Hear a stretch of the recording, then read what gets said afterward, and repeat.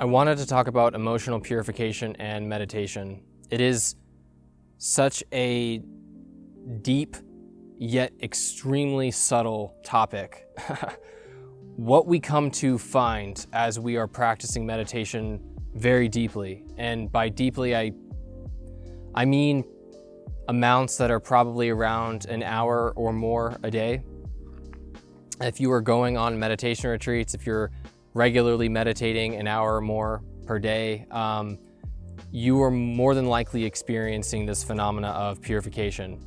Even if you're not going on retreats and meditating at that rigor, you are still going through purification.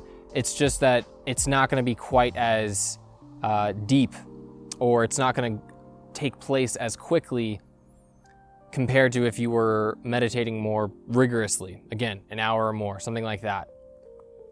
And just to kind of quickly review something that I've talked about in other videos as well, there is this non-linearity to meditation practice, such that when you do increase the time that you start practicing, it does start to have a non-linear or an exponential, gotta remember which way the camera's facing, it has an exponential growth curve in the effects that it starts to give you, in the degree to which it starts purifying the mind, as we'll be talking about, or cultivating mindfulness, for example. So these types of things, it does start to really take off at a non-linear rate.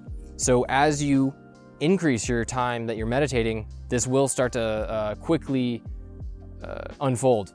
Now with purification specifically, what is purification? Well, I would just define purification quite simply as the ability to be with reality exactly as it is appearing. When you're purifying the mind, you are cultivating this ability. You are cultivating this quality of the mind, its ability to be with the way things are in a given moment. This can also be called equanimity. We might say that purification is the process of the cultivation of equanimity. So the more that we purify the mind, the more equanimous that the mind can become with reality in a given moment. See, the normal coping strategy that we have, myself included, and I'm still working through this, I'm by no means an expert on this stuff at all, but so like the normal coping mechanism that we normally have when it comes to painful or challenging experiences is that we have a tighten up and turn away strategy.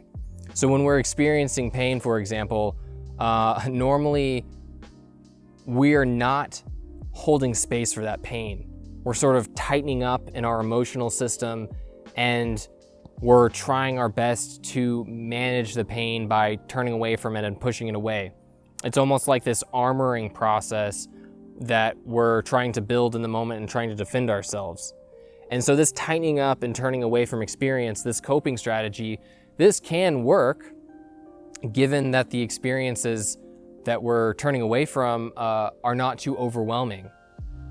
But when you start to deal with like really horrific, painful circumstances or very shocking situations that happen in life, such as losing a job, losing a loved one, your entire way of life being uprooted, like COVID-19, for example, let's say maybe even something like you lose a limb or you go through some sort of traumatic injury, you get cancer, just horrible shit happens. When these types of events happen, truly challenging, unordinary events, if we don't have a purified mind, quote unquote, if we do not have a mind that has cultivated equanimity, our normal coping strategy no longer works. You cannot tighten up and turn away from a cancer diagnosis. The cancer is going to force you to look at it, like whether you want to or not. And so by working on building this equanimity, purifying the mind, so to speak, we are essentially giving up this old coping mechanism for a new one. So this new coping mechanism, we could define it as basically an opening up and feeling into whatever it is that we're experiencing. So rather than turning away from pain, we're actually opening ourselves up to it and facing it. Now this opening process, this is literally like textbook meditation. Like this is what we are doing when we meditate. Even when we're using certain meditation techniques, We are opening up to experience in a moment, sitting down and practicing. There's really like no choice in the matter. When you have committed to sitting down and meditating, inevitably challenging sensory events are going to arise, challenging thoughts, challenging emotions, memories, regrets, just our bullshit, the shadow aspects of our mind. They're going to come up no matter what we do. So as long as we are still sitting, still applying some sort of technique, or even if we're doing like more of like Zen meditation, which is just sitting down and doing nothing, regardless, we are cultivating equanimity. We are going through this process of purification. We have no choice but to open up and turn into, if we are committed to meditating.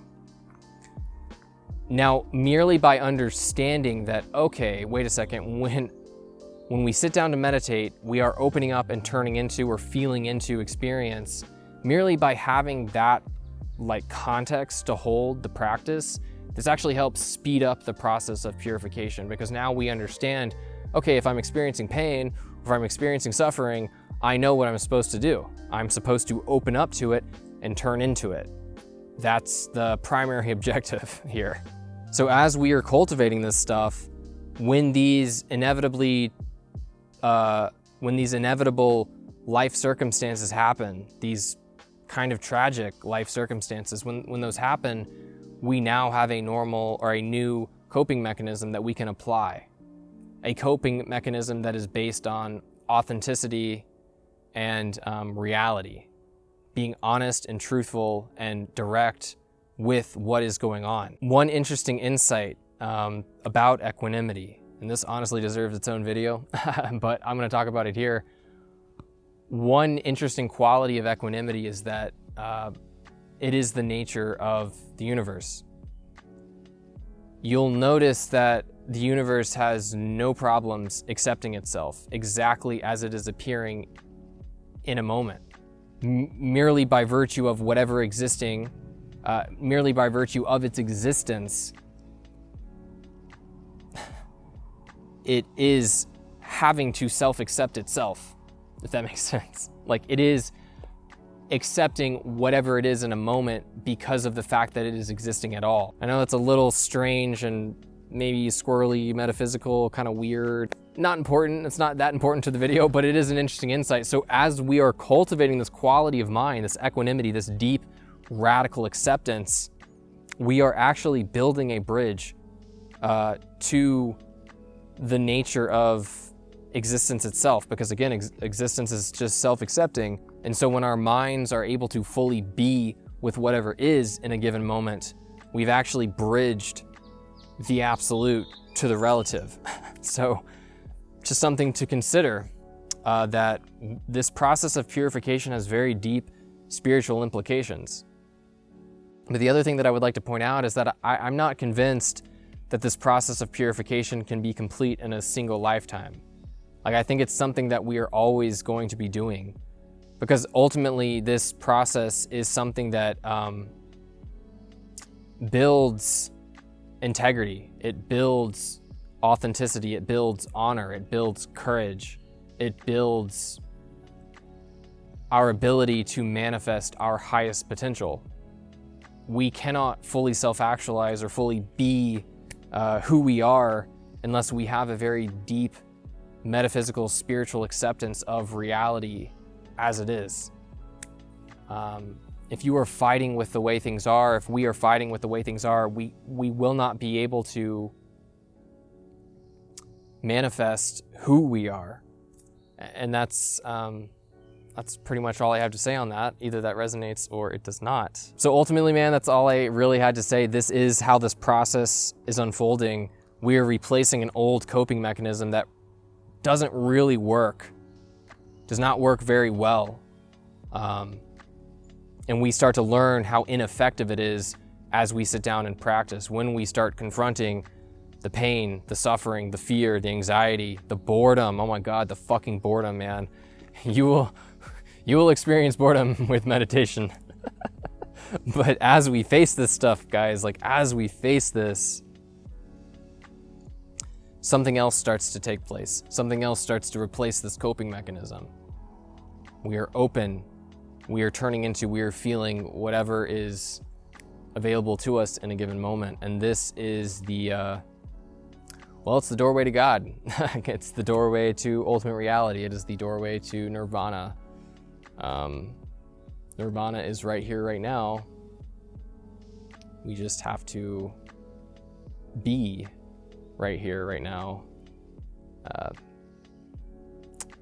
Yeah, so that's pretty much all I had to say, guys. I hope you enjoyed this video. If you have any thoughts, questions, or comments, please leave them in the comment section below. If you liked this video and you are not subscribed, please subscribe. Other than that, guys, I don't really have, and gals, I don't really have much else to say, other than, yeah, keep up your practice, and until next time.